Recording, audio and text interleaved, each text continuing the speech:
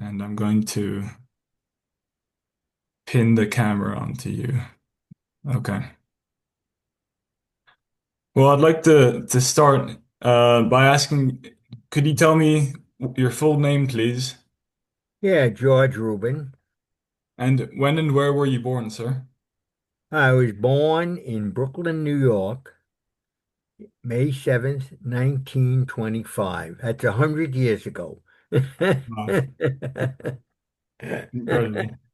The And last century, Louis. yes. Could you tell me a bit about growing up during the 1930s and 1920s?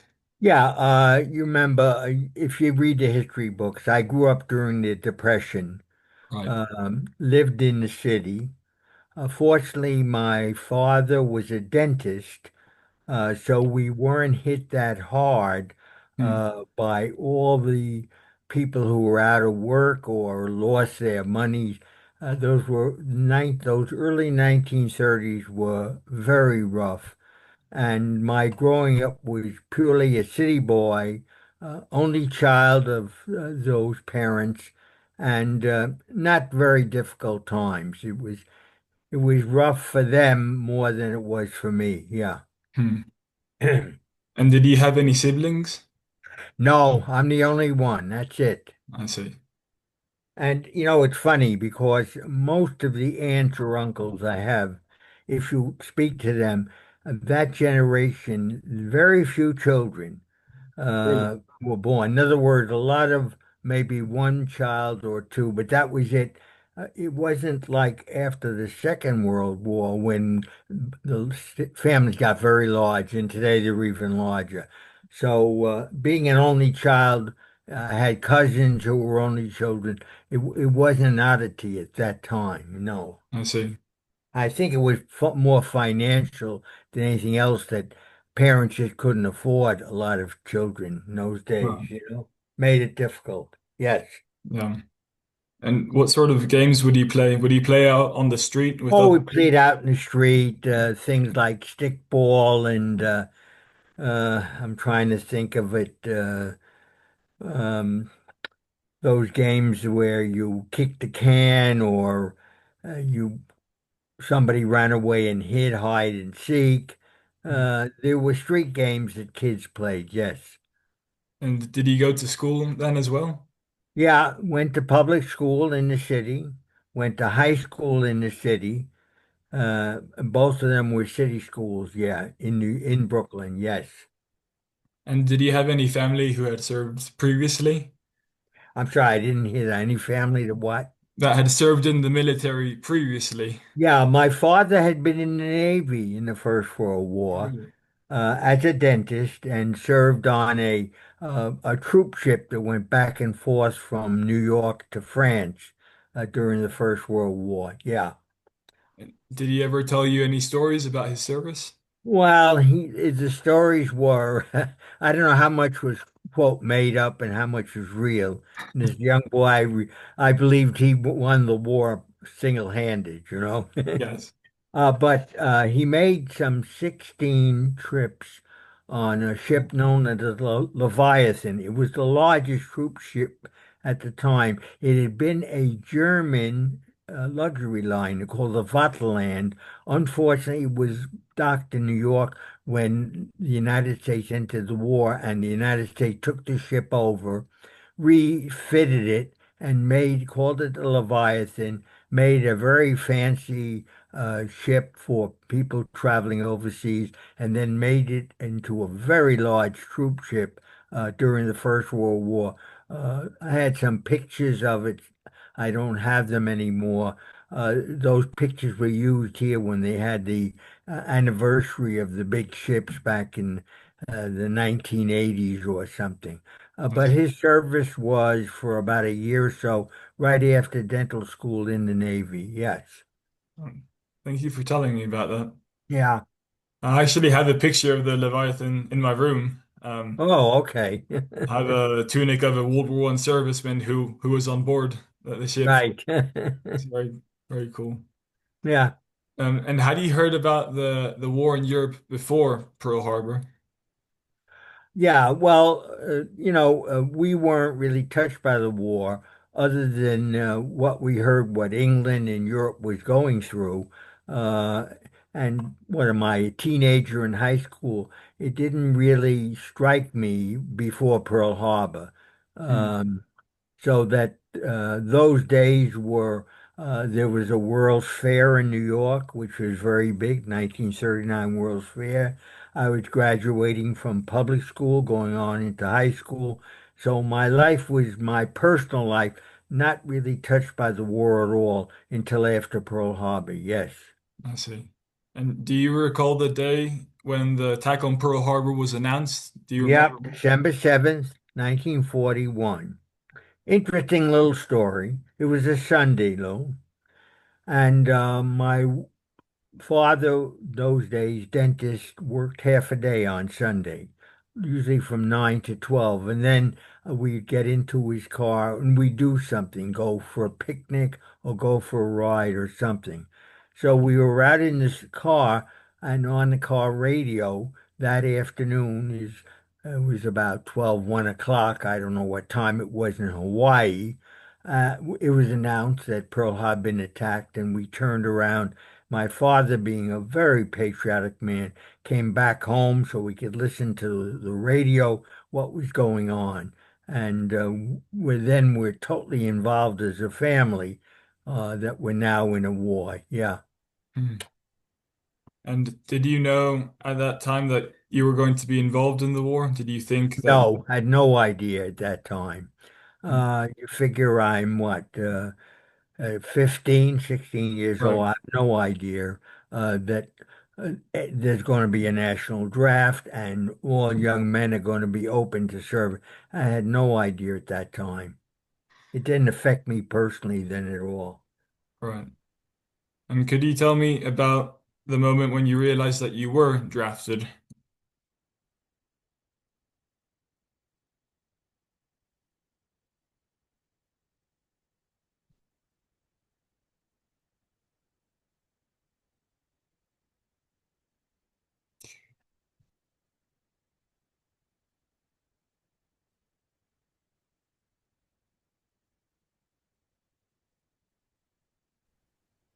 Hello? Oh, there we go. Hello. Okay, sorry, Yeah, the you got frozen there. Yeah. I'm going to turn off my camera for a bit because it says my Sure, connection. I'll wait. Okay. Um, sorry, where were we? I was going to ask you, could you tell me about when you received your draft notification? Yeah, and my third year in high school, my junior year, I'm going into our senior year, we all began to get draft cards and numbers on it when we either be drafted, and a lot of young men then began to think about enlisting, so that by the time we were seniors in high school, I went to a very large high school in Brooklyn, class of almost 2,000, and I would say 90 plus percent either enlisted or drafted, including the principal of the school who had been in the reserves, and he had already left the high school. So that by the time uh, that May, at the time of getting our diplomas, I already knew when I would have to report uh, as a draftee. Yes. I see. Did you get any choice as to which branch of service you went into? Oh, there was no choice at all. I loved the Air Force. Even as a young child, I loved airplanes, Right. and we had a local airfield not far away, and my father would take me on walks to watch the airplanes take off, and I loved it. And flying to me, there was no exception at all. As soon as I got in, I wanted to be in the Air Force. In those days, you got to remember, the Army was the Air Force. It wasn't a separate branch of service. So that I'm drafted into the Army. And where do I want to serve in the Air Force? And yes, they put me in the Air Force. Yep. That's great. Could you tell me about your first impressions of the training and what you were training to be? Okay, sent to a place in Greensboro, North Carolina, which is basic training for new young recruits. And it's a typical Army base where you got up early in the morning and you marched and you went to breakfast. And it was a typical Army service of early training. Uh, had a sergeant to take care of you. There was nothing to do with the Air Force at all at that very beginning. And then I got notification that I was now an Air Force cadet and I was transferred out of Greensboro, out of basic training, to a local college at a city called High Point, North Carolina, which was being used for Air Force cadets to get first training in college studies and then to go on to learn how to fly. Yes, that's the way the routine worked in those days. And so you were training to become a pilot at first. Pilot, right. And then unfortunately, we got notification. This is now 1943. They had too many young men training to pilots, and I would be sent back for a reclassification. So I left the college, went back again to Greensboro, where I had done basic training, and I was reclassified now to be what was called an armor gunner. That reclassification meant I'd have to go to a technical school to learn all about Air Force armaments and then be put on some kind of aircraft after 6 or 8 weeks of technical training. And I was sent to Denver, Colorado Really? at that point, and Loring Air Force Base out there, you know of. And I did my technical training as an armorer before I was put on a bomber crew in Texas. That's the way it went. And what was the hardest part of your training up to that point? Well, there was nothing. It's learning all about armaments and guns and bombs and it was just routine, like being in school again. And it was not a difficult time. Matter of fact, from there, I skipped a part of that. From Denver, I was sent to Harlingen, Texas, where there's gunnery school, and this was the first time I was ever in an aircraft. They had training planes in which the pilot flew, and you were in the back seat with a gun, with a machine gun, learning how to shoot at targets. Now that you were so classified as a gunner.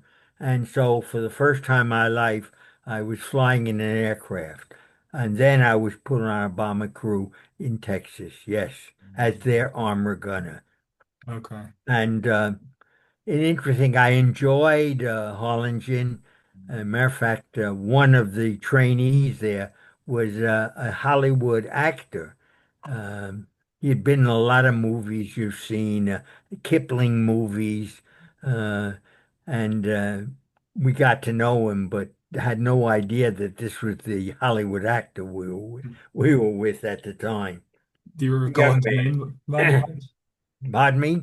Well, do you recall this actor's name by any chance? Yeah, I'm trying to think of his name I talked to you. He's well known in the Chief of Baghdad and some other movies, and you'd have to look it up. Yeah, I'll look him up. And he trained with us in Harlingen.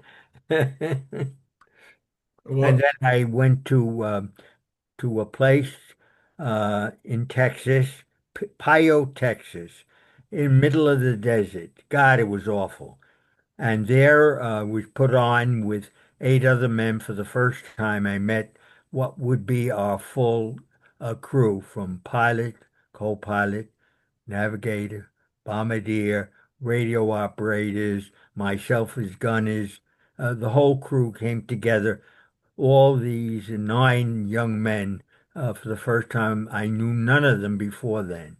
They were all over the United States, from almost every state.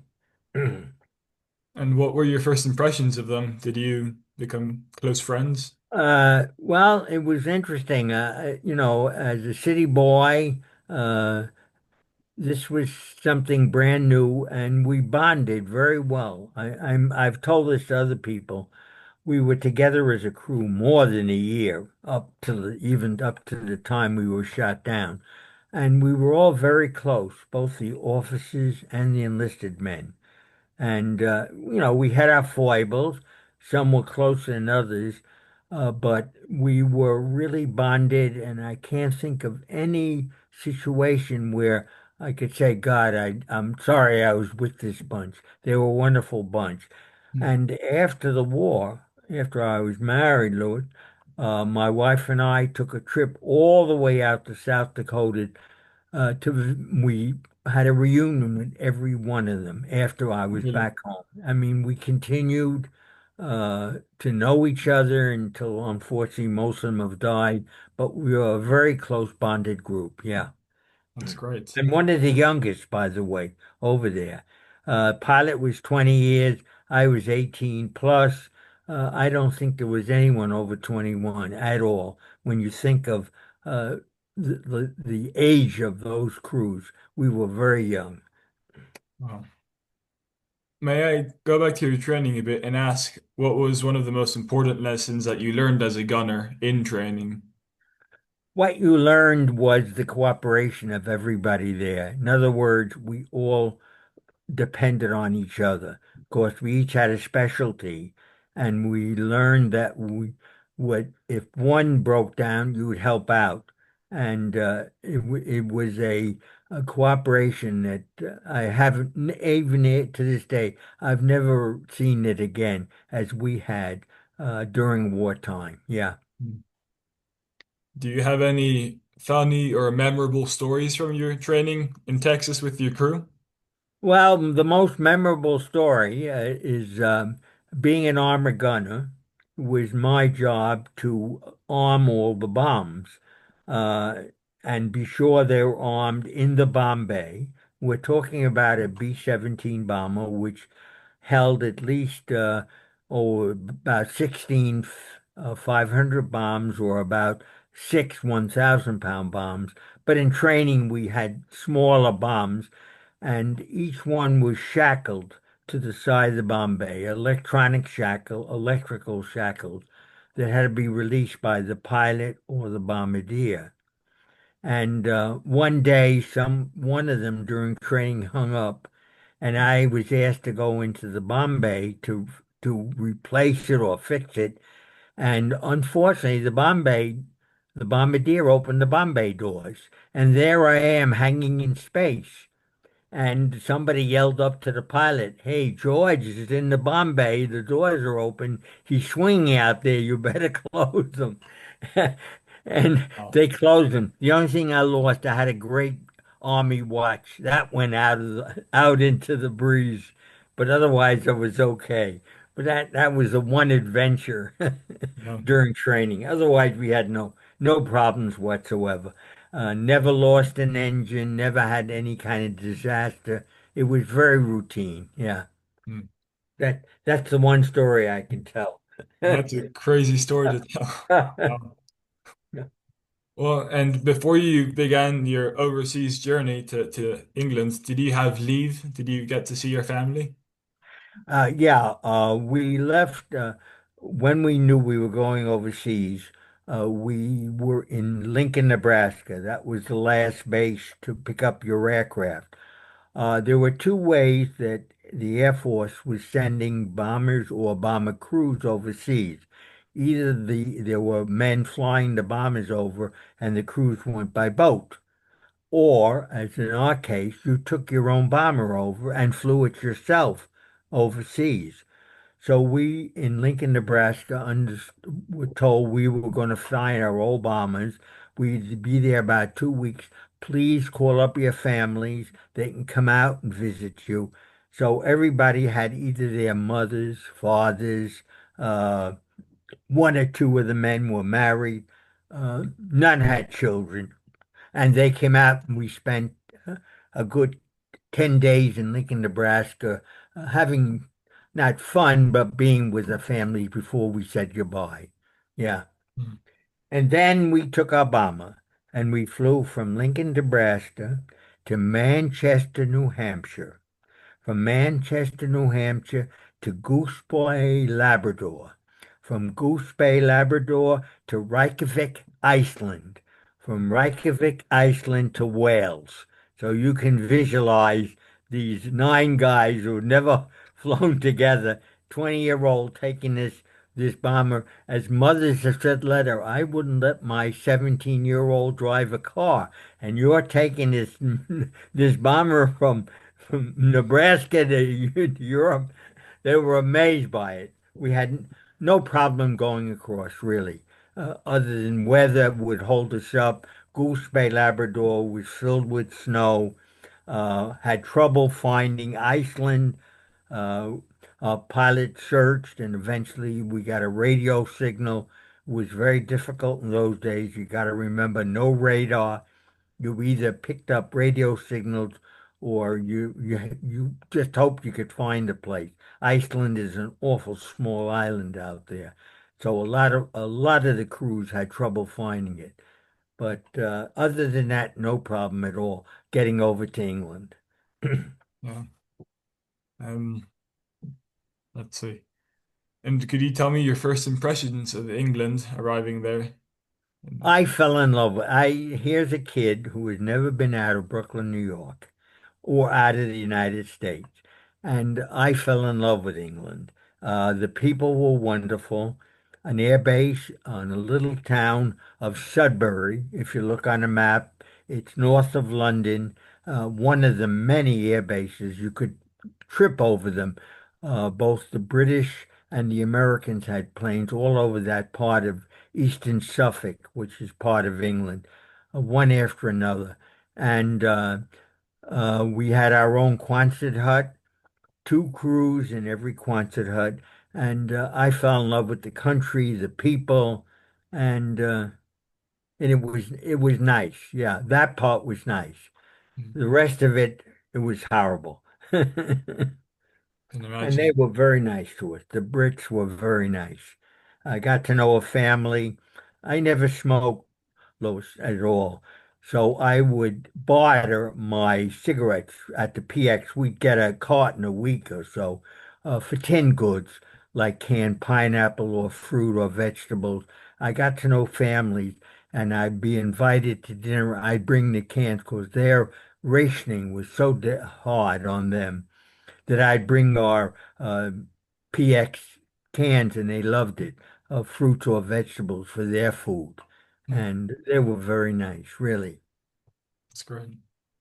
And arriving there, how many days did it take before you were scheduled for your first combat mission? What about the combat? I didn't hear the Oh, whole sorry. question. How long after you arrived till you had your first mission? Oh, okay. We arrived in, this is now 44. We arrived in, I would say, September. It was just the fall of 44.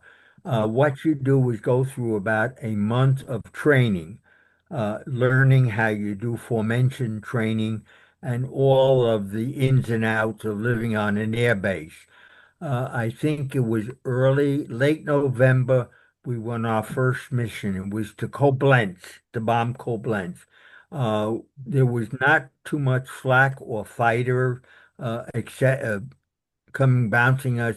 It was a pretty easy mission, ran about 5 hours there and back. But that was the first mission of late fall, just before early winter of 44. mm, That was our first mission. I see. And And what then was, they were going to, yeah, go ahead. sorry, no, I didn't mean to interrupt you, sir. Yeah, well, then there were going to be 17 more after that. They got harder and harder, went deeper and deeper into Germany. They got more scary, both for fighter attacks and mostly for flak. Cities like Hamburg, cities like Stuttgart. I can get down the whole list. Nuremberg, one after another. They were very difficult, and they ran what, 7 or 8 hours. You were woken up in the morning about 3:30 by a sergeant at arms who would come and knock on the end of your bed and say, Sergeant Rubin, you're flying today. You'd get up, shower, get dressed, go to breakfast. This is at 4 in the morning, 4 or 5. Go to a briefing because takeoff was just as the sun was coming up, maybe 7 o'clock. And knowing that you had 7 or 8 hours in the air ahead of you, which was pretty horrendous, coming back at 3 or 4 in the afternoon. No food, remember. So it was difficult, you Yeah. know.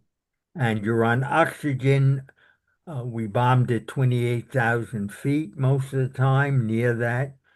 We're talking about temperature that's 30, 40 degrees below zero.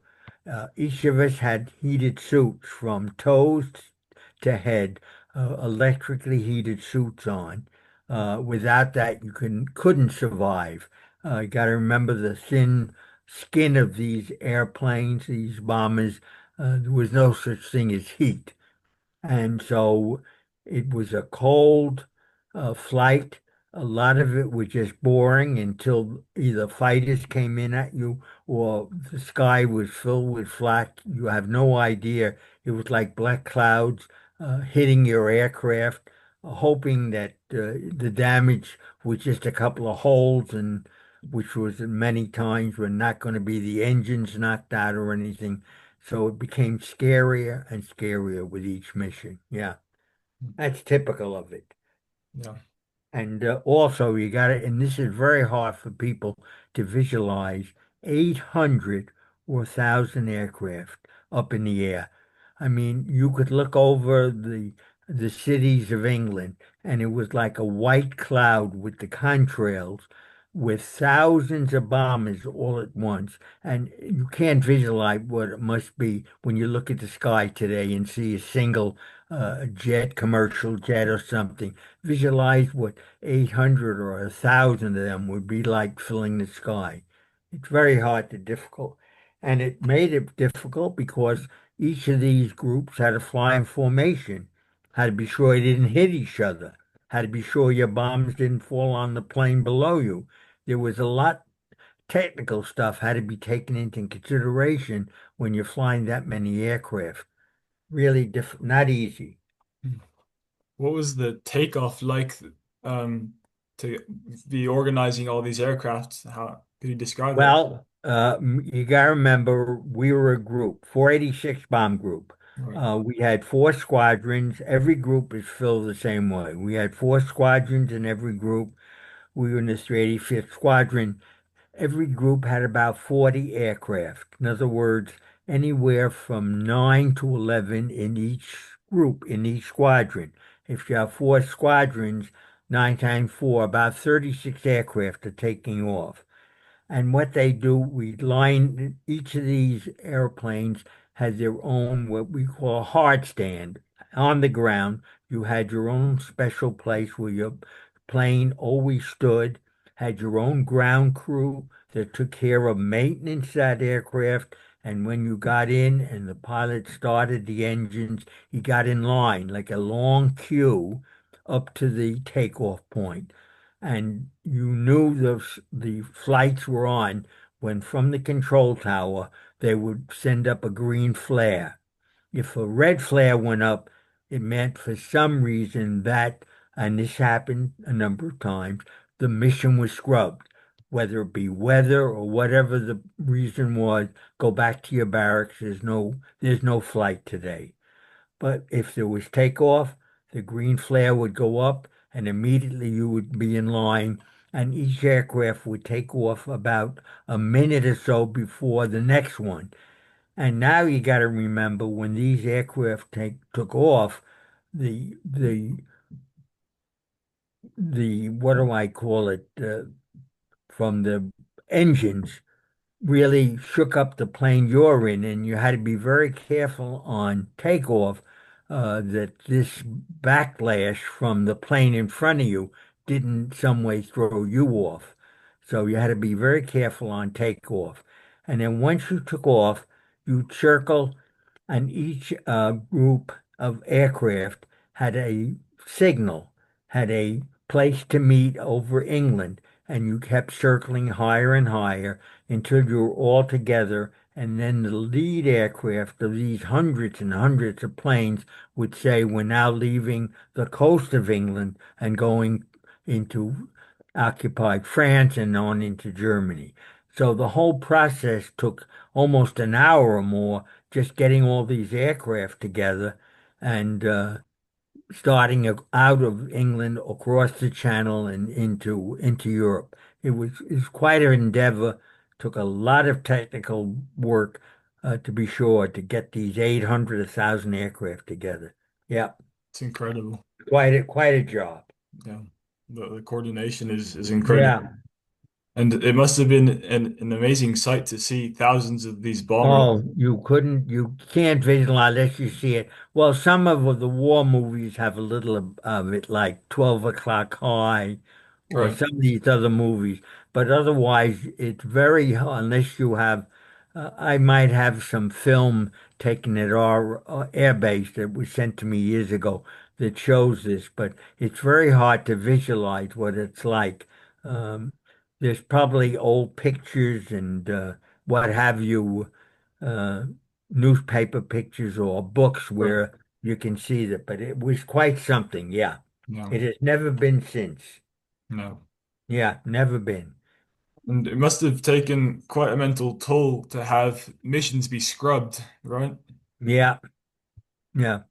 Was what was that like having to step out of the bomber knowing you have to go the next day? Well, in the way it ran, you usually had two or three missions in a row. There was an assignment, and you knew sometimes that when you would fly, and then you'd have 2 or 3 days off. So in other words, we started flying in November or December. Yeah, end of November. My last flight when we got shut down was February the following year. So you're seeing December, January, February, 3.5 months, 18 missions. So when you break that down, that's no more than maybe 6 missions a month or so. So you figure that out of 30 days, you're only flying 6 or 7 days of that month.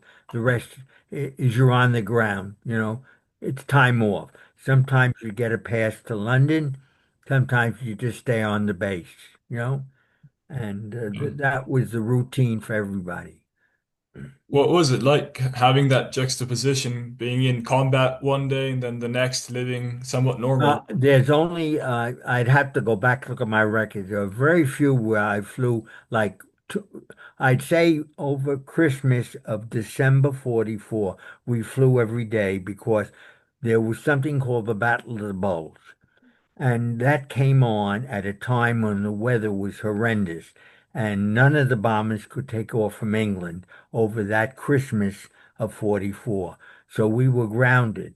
Once the weather got cleared so we could fly and help the Allied troops who were stuck, we flew every day. There were 1, 2 missions a day, maybe less aircraft, but we went up to do as much as we could to destroy German soldiers or German um, railroad depots or whatever where they were getting supplied right after Christmas during the Battle of the Bulge. But on a regular routine, you'd fly maybe a day or two, and then you'd have 3 or 4 days off before your next flight. Yeah.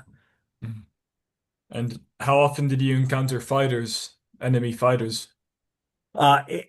Often in late 44, but by the time 45 came around, 1945, the German aircraft were pretty well decimated. And I don't think they either had the amount of fuel or the aircraft to come up after every mission that the bombers were flying. So it was very limited. So to supplement that, the Germans increased flak over cities. And that became the biggest horrendous problem because there was no way to get away from that. With a fighter, you had guns. There was 12 to 14 guns on every flying fortress. and you put 30 flying fortress together, you had a lot of armament to protect you. Against flak, you have nothing because those shells would come up and they knew exactly where you were, and they lay out just a whole field of these things, and there's no way to get around it. And they became more destructive even than the fighter planes in the last year, the 45, the last year of the war. It was mostly flak. And It did was you horrendous. would you fly missions with friendly fighters, escorting Oh them? yeah, yeah. We were big friends. The fighters were called little friends. And as the war went on, they carried more and more extra petrol because in the beginning they couldn't fly. They'd come into France with us, and then they'd have to turn back because they just didn't have the fuel, and we were on our own. By the time late 44 came on, they could almost go all the way now. P-51s, P-47s, all of these support planes now could fly all the way with us and go back again. Yeah. I see. And so it was wonderful to see the little friends up there. Yep, yep. Is there any particular mission besides your last one that sticks out in your memory as especially dangerous or emotional? Well, I would say the one to Hamburg was very dangerous. We came back with a lot of holes in both the tail and some of the wings, an engine that was overheating. Most of the time, we were very lucky until the last mission. Yeah. Mm, Not nothing I can pull out and say, "Oh, this was horrendous," or "We didn't make it." We came back every time. I see. Yeah, not a. It was problems, but not something that stands at my mind. No, no. Did you ever see any other bomber go down on a mission? Yeah, a lot of bombers. We lost a crew when you left your Quonset hut in the morning.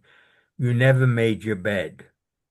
And people look at this, you never made your bed because if you got back and the bed was made, that means that crew had been shot down and they were taking the bedding out and putting new bedding in for the next crew. So it's sort of a bit of what can we call it? Uh, superstition or something, but you always left your bed unmade, meant you were coming back again. Mm, But that's about it. I see. Yeah, we had all kinds of superstition.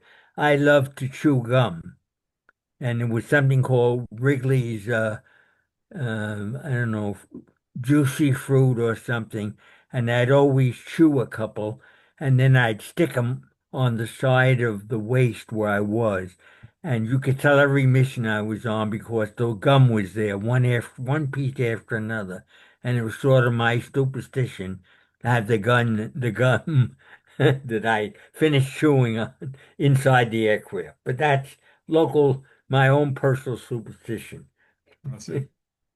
I've got something here. I'd like to ask if you recognize it.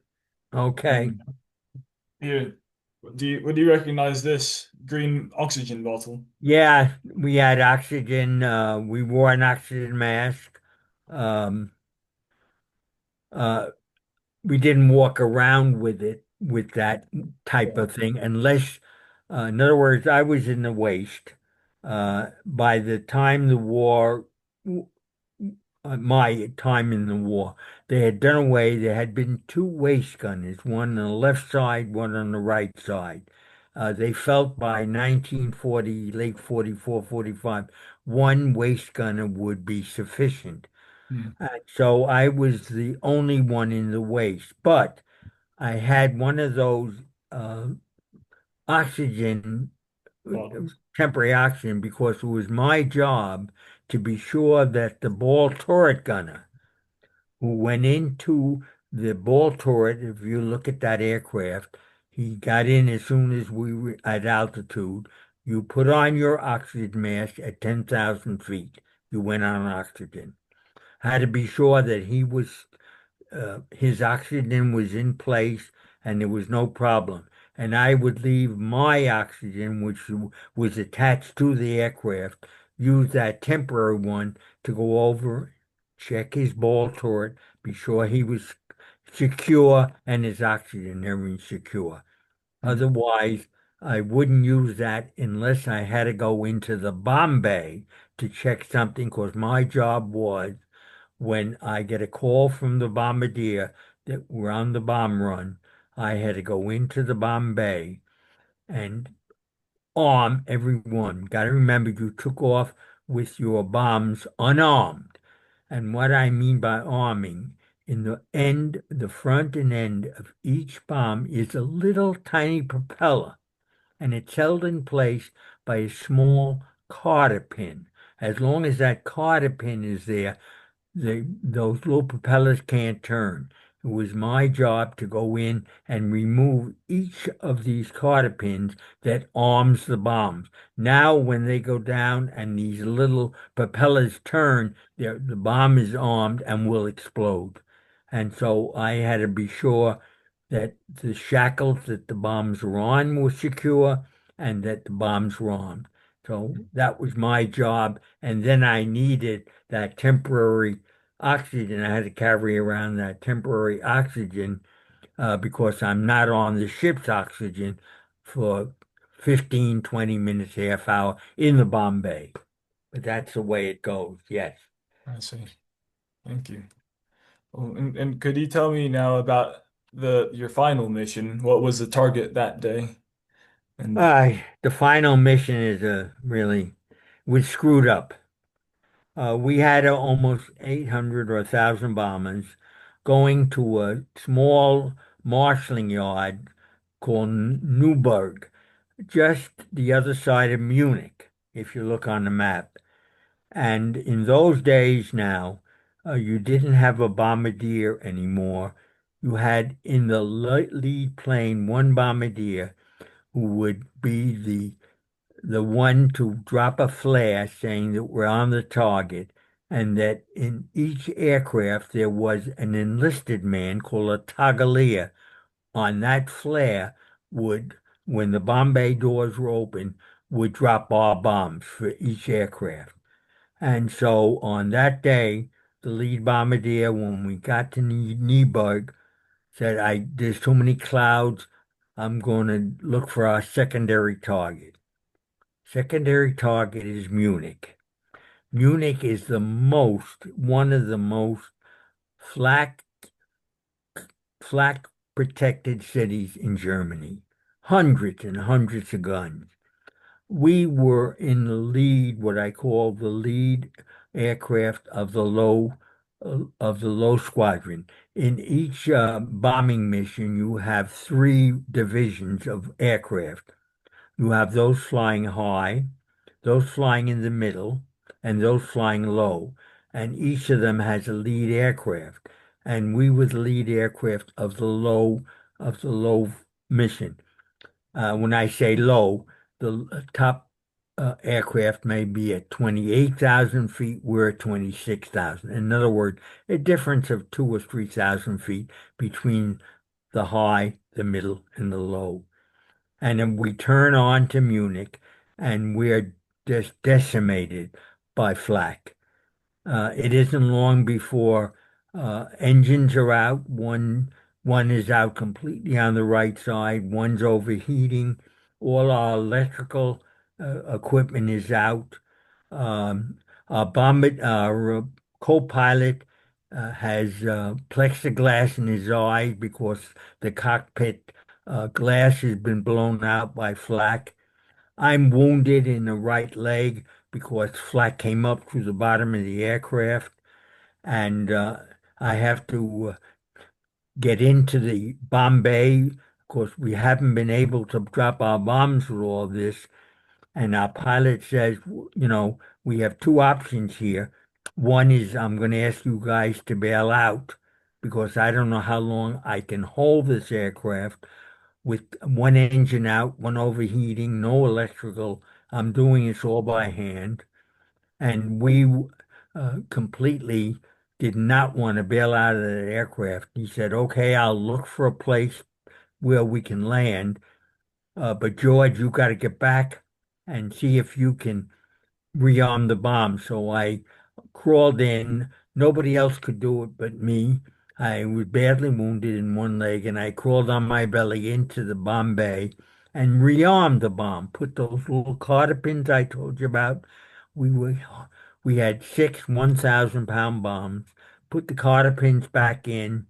Had to be sure the shackles were on because now everything's going to have to be done or not automatic anymore, but manually. And so I went in and I tried unloosing the shackles of one 1,000-pound bomb, now completely unarmed, and it rolled into the bomb bay. So on the intercom, I told the pilot it can be done. Just get somebody to hold on to me and we can drop these bombs and get rid of that weight manually. And we opened up the bomb bay, got rid of the bombs, and they all went out, but not one went off. Years later, I found that they laid in a field. We didn't hurt anybody with them, and they were taken away. And then I got back into the waist. They held on to me, and the pilot found uh, a small open field. He didn't know he was trying to find Switzerland. If you look on the map, we were down in southern Germany, below Munich now. He had made a turn looking for Switzerland. Ice and snow everywhere. This is February, and the place is covered with middle of the winter. He can't find, or he's not sure it's Switzerland, but he finds an open field and he brings down the plane successfully. Crash lands the plane. And amen. We all get out alive, only to find out we're still in Germany. We're outside of a little town called Sonthofen, which you look on a map is almost at the Austrian border, like a little cul-de-sac at the bottom of Germany is Sonthofen. And that's where we crash landed our aircraft Mm, and became prisoners of war. mm. Wow. And Yep. and There's how more to that story too, though. When we got out of the aircraft, unfortunately, we didn't know it. We had landed, as I said, Sonthofen. Didn't know that Sonthofen was the training center for Hitler Youth, mm, and that thousands of young men were there training for Hitler's thousand-year Reich. And these young men, when we landed that aircraft, came out with their burp guns ready to execute us. They took the officers out, tied them up, and were going to execute them first, and then us six other enlisted men. This could be a television program. And before the execution, a German officer came up and stopped it. We found out much later, and I've met him. He was an officer in the German army that had been wounded at Stalingrad and had been sent back to Sonthofen recuperating. And on this Sunday afternoon, when he saw that aircraft come down, he was in that field when we landed, and he stopped these young 15-year-old, 16-year-old high school kids from killing us by stopping the execution. And it was just luck that saved our lives. And wow. then he said to them, "We got to wait for the Wehrmacht." I had pictures of the German army surrounding our aircraft, and they took us back into the town of Sonthofen to put us in jail. I was taken to a hospital there to have my right leg treated that was kind of shot up from the flak, and then put into the prison with the rest of my crew. But that's all that happened that day. And there's other more to it, but that gives you a general idea of what happened the day we got shot down. Yeah. Yep. Well, that's it. Thank you It's for. quite a story. Yeah. No, it really is. Yeah, I Needs to be know. a movie. Yeah. We were beaten up by the ta town people because they had never seen an Allied plane ever land in that town, in that field. and they were out there, the women with brooms and sticks and beat us because we were the enemy, and so it was quite a story. Mm. And Yeah, was the landing smooth? In the I'm field? sorry. Was the landing in the field smooth? Very smooth. I have pictures of that of the aircraft sitting there. Yeah. Very smooth. He brought the. He was a Bill Wiley, our pilot, was a doll. He was a wonderful pilot and came from Michigan, lived in Pennsylvania, and then went out to Oregon in his last years. But he was a fabulous pilot, and he brought that aircraft down. We only had two engines left, no controls at all, and it was as smooth as could be on this field. Landed right before the nose of the aircraft could go into a little uh, stream running in there, and he stopped even before that. So we didn't wind up in the stream. We just wound up in the field. Yep. Wow. And so you were taken to this hospital, and Yeah, I was taken to the local hospital uh, and treated. My leg was treated. They didn't, there was not the drugs we have today. They had sulfur they put on it. And the bandage was, they didn't have the bandages you and I know. This was like a corrugated paper bandage they used, the Germans would use. And they unwrapped it like corrugated box and wrapped it around my leg with some tape and then put me into the prison. Yeah, that was it. and did you face interrogation there?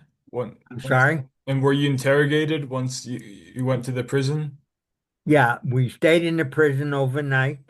The whole crew was together, and then we were told by the officials in that town they were moving us all out to another city called Landshut. If you look, because it's an air base still there, and that from there we're going to um, they would explain what the next steps were. And we met with another crew.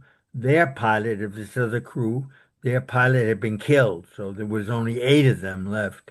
But the nine of us and eight of them, with five German soldiers and a soldier and a sergeant, we were taken by civilian transportation because the next step was be taken to a place called the Dulag Luft. Dulag in German was the place where you had interrogation for the first time as a prisoner of war.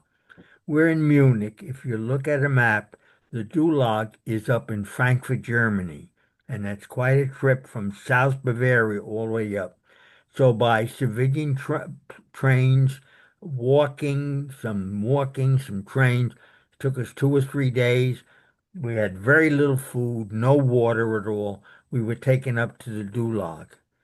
Once we got to the Dulag, we were interrogated for the first time and given new clothing. We were deloused and got a bath, a shower, because none of us had bathed for almost a week or more now, and told that the next step will be after Dulag, will be sent to a permanent uh, stalag, a permanent camp. Before we left Dulag, I was in, with others, was put in solitary confinement. And each day, we didn't know when, no bed, just a chair you slept on. Somebody would come in, an officer, German officer, to interrogate you, and you were taken out and you would learn the only thing you did was give your name and serial number. So I was George Rubin 32991-833, and that's all I would say to any of their questions. But when you learned over time, they knew everything. They knew where we came from. They knew what our mission was. They even knew what we had for breakfast that day. So their intelligence was superb, but you didn't say a word. And these German officers spoke perfect English. Right. Now, some of them had lived in the United States before they went back to Germany. And so the interrogation went on for 2 or 3 days. And then after you left Dulag, and Oberrussel is the name of the where we had solitary confinement. It's right near the Dulag, outside of Frankfurt. I was sent to Nuremberg, and this was Stalag Camp 13D, I think it. I have the numbers in there. And at Nuremberg, there were tens of thousands of American airmen in this camp. Had been there for years, some of them. Also men from other countries. I met a Norwegian who had been um, in Norway, a British soldier who had been when they had tried to get a covert action and send a group into Norway when it was under German rule and it didn't work out and he was caught. So he had been a prisoner 4 or 5 years already by the time we got there. And we stayed in Nuremberg for a month or more. Now I'm into, I was captured in February. We're now into late March 1945, and it was decided that we're going to empty the camp and we're going to be taken to a stalag almost back to Munich called Moosburg, 7A. And the reason for it, we found out with history later, Hitler had a brilliant idea. He was going to move all the prisoners of war into Bavaria. And if the Allies didn't change the conditions for surrender, he was going to kill all the American prisoners of war. And there must have been close to 80 to 100,000 or more of us. So we were moved to this Stalag called 7A in Moosburg in late March, early April. The end of April now, the American Army is coming. Patton's Third Army comes outside of the Stalag in Moosburg, and two groups meet under a white flag to discuss how they're going to turn over this Stalag, this with American prisoners, to Allied control. And so the Germans, all of a sudden, the SS come into this camp at Moosburg and say, no, we're not turning over anything. We're going to fight for the camp. And so we went back. The commander of our camp was a general, American general. Good. He'd been caught, I don't know where. And he said to all of us, had us all come together. There were mostly almost 80,000 men of every nation in this stalag. And he said, I got to tell you, the Germans are going to fight for this. So all I can tell you is get into and dig yourself a little holes in the ground, any kind of any kind of way to get out of this, because there's going to be a battle. And sure enough, the next morning, when the Americans tried to come in, the SS had a battle, and for 3 hours there was a battle there. Unfortunately, 10 of the POWs were killed for no reason whatsoever before the SS eventually surrendered and the American troops came into the camp. No reason this should have happened at all. And then we were turned over to Allied control. The Red Cross came in, they brought us food and told us where we would be taken out, and eventually wound up at a camp called Lucky Strike, where prisoners in France were taken for recuperation before we would come back to our families at home. So that's the general story of the whole thing. Yep. I don't Yeah. know what else to tell you. Well, may I ask you some questions about your POW experience? Starting at Dulag, what was it like being in solitary confinement, and could you describe to me a bit further the interrogations? What were they asking you? Did they They just wanted to know what our target was, interrogation, how many bombs, and everything. In other words, it was a typical interrogation where you said nothing. Uh, Life as a POW was horrendous. Uh, we had no food at all. The Germans had so little. The Red Cross, the International Red Cross from Switzerland, would try to come in once a week to bring parcels.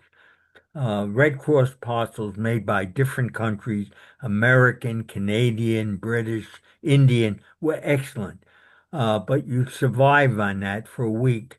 and it was difficult. And we'd cook our own food, uh, try to make little fires. It was a horrible way to live. No way to I had a big red beard by the time I got out, and nobody shaved or showered or anything. We were in bad shape, all of us. It was not easy. No, and especially when they pushed all of those prisoners into Mooseburg, it was horrible. It's Mhm. bad times. And what would you do all day? Would you just be waiting? Just Nothing. You were bored, silly. Um, One of the two incidents that happened at Mooseburg, next to us is a Russian camp. Now, you got to remember, Russia never signed the Geneva Conventions. We were being treated, at least in the German eyes, with some decency because they believed that their prisoners who were German in America would be treating all right, so they would at least be give substance to the American prisoners. The Russian didn't have that. So what happened was in the camp next to us was a Russian camp. Now, to survive, some of these Russians would take pieces of metal and make spoons or forks, and we would pass them through this barbed wire fences. They'd throw us in a fork or a knife. We throw them some of our parcels, pieces of chocolate, cheese, some dried milk. Well, one day I'm there and this is going on, and the German soldier comes up and sees this Russian doing it, takes his gun and shoots him dead right in front of us. And all he says to us is, "Get back from the wire, guys." And that's it. So there was nothing to us other than stop, but just, he didn't even ask a question of that Russian soldier, just shot him. And this was life in a prison camp. It's not something that it's in books, but it's not something I'd ask any young person to ever live through. Mhm. and, and in the camps, was there any bartering system? Would you trade cigarettes since you didn't smoke? Yeah, well, what you did, you could smoke, uh, you could do that. It depended what you got in the parcels. I mean, in other words, if you got a parcel that had cigarettes, then you smoke, and guys would exchange cigarettes for something else. I could exchange it for maybe some cheese or butter or crackers or something. But other than that, you lived on what you had, and that was difficult too because at that time of the war, many of these Red Cross trucks were being strafed by both Americans who didn't know if those Red Crosses were really German troops and just using a Red Cross to get across. So in Switzerland, they couldn't find volunteers, so they found some prisoners of war who said, "Well, we're in such a bad shape, we'd be glad if you allow us," to the Germans, "to drive these Red Cross trucks across the border for you into the Stalag so we can get food in." And they allowed it. So we lived on these Red Cross posts. That's all. We made things like we cooked dandelion soup. We picked dandelions and made soup out of it. Anything we could survive on. There was nothing else. Yeah. And did any prisoners give lectures or lessons? I've heard of some prisoners of war that were in taking classes from other inmates. Is No, you mean people coming into the camps? no, no, just amongst each other, prisoners giving sort of lessons on things that they might have studied in No, college. yeah. We were allowed mention. I wrote a postcard home. It didn't come to a year later after I was home. Wow. I still have the postcard telling my parents I was safe, a little shot up. I was telling the details. You were allowed, I think, 30 words or something with a pencil, and it was a German postcard. And they said, "Oh, we'll mail this home." Yeah, they mailed it home, but it wasn't until 1946 or 47 that all of a sudden this postcard came home. We laughed about it. So even though I understand men who were in for many years did get mail from other camps. Mm. You got to remember there were stalags from North Germany all the way down. There must have been dozens upon dozens of stalags with prisoners in them. And some of these men have been in 3 and 4 years. I mean, we were lucky with only what, 4 or 5 months, and that was it. So a lot of them did have mail. We never got any. I see. Was no, in other words, our parents, I still have it. The original telegram home from the War Department said, "We're sorry to inform you that your son is missing in action. If we have any more details, we'll let you know." They got that after I was shot down. They heard nothing for the rest of the time. Then, after we were released, one of our crew, God bless him, uh, he was on navigator. He was Greek. He could speak 2 or 3 languages. So they took him out to help with helping other POWs. He got out and got a telegram home to his parents saying, "Hey, let all the other mothers and fathers know that we're all safe and you'll hear more, we've been liberated." So he was able to get a telegram out maybe a week or so after we had been liberated to let my parents know. I still have that telegram that we were okay. But that's Wow. the first I heard from February to May that I was still alive. They had no idea, nothing. Wow. The State Department, my father was very adamant. He wrote to the State Department. I have 2 letters that they said, well, there's nothing we can tell you to help you. You know, we've heard nothing either. So they just sat on their hands and prayed, I guess. And they were very pleased when they found I was still alive. Yeah. Mm. And you had to go on a march, forced march to the Stalag in Bavaria, right? Yeah. Could you tell me a bit about that? Yeah. Um, I don't know what to tell you. how long was it? Do you know How how long the march to the Stalag was? in Stalags War, No, did you February have to to May. no, sorry. Did you have to march to the Stalag? Yeah, I was in 2 Stalags, Hmm. both in Nuremberg and Moosburg, from February, the end of February until May. March, April, about 90 days. I was, you know, very lucky. I was 165 when I was shot down. I was under 140 when I was liberated. 130. I was very thin, and you know, and it took a long recoup here in the United States until after we got home. Yeah. And do you remember the day when the victory in Europe was announced? When what was announced, I didn't hear that. When the end of the war in Europe was Yeah. announced? Okay. When the end of the war was announced, I think it was May 8th.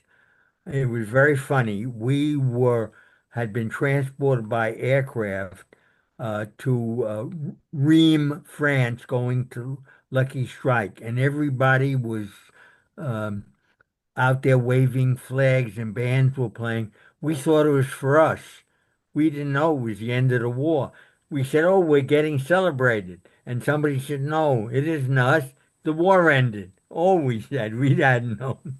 So, yeah, we were in France the day the war ended. And then the following day, we were at uh, on the French coast at what is called Camp Lucky Strike. The American Allies had put up 3 or 4 of these camps named after American cigarettes. There was one Lucky Strike, one Chesterfield, and each of these camps had POWs in it, were being treated by doctors and being fed and what have you. And I was in Lucky Strike, yeah. But this was all over on the French coast before they put us on a boat and shipped us home. Yeah, And once you that's the got home, story. yes. once you got home, did you have time to see your family, or what? Where did you go from Yeah, there? we came home. It's very funny. I came home. We're now talking about June or July 1945. I have 30 days at home, and then I have to come back for reclassification. I'm still in the Air Force of the Armed Services, even though I'm an ex-POW.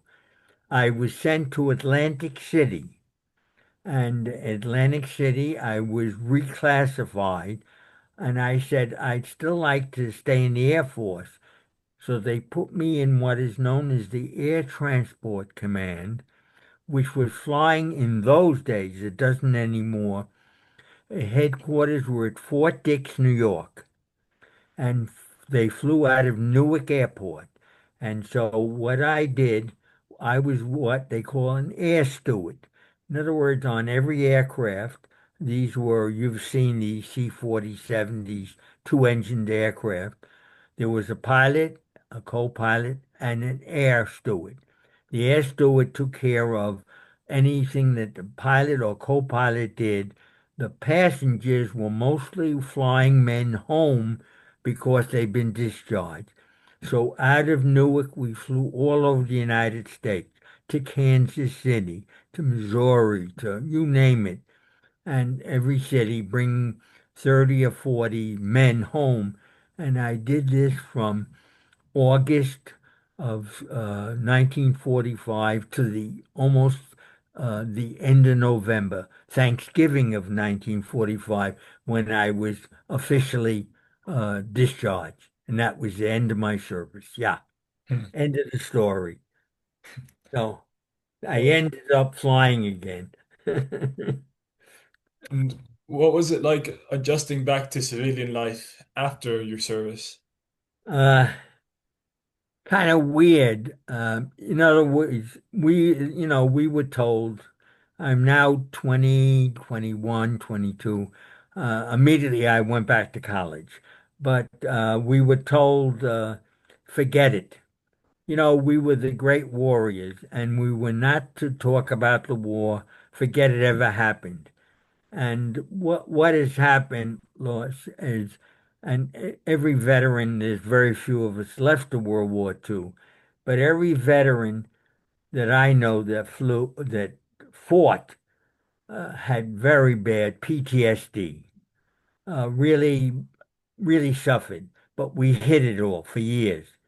And mine got so bad that in the 1990s, before 2000, I went for the first time to a Veterans Administration hospital because I just wasn't coping with things and I didn't know why.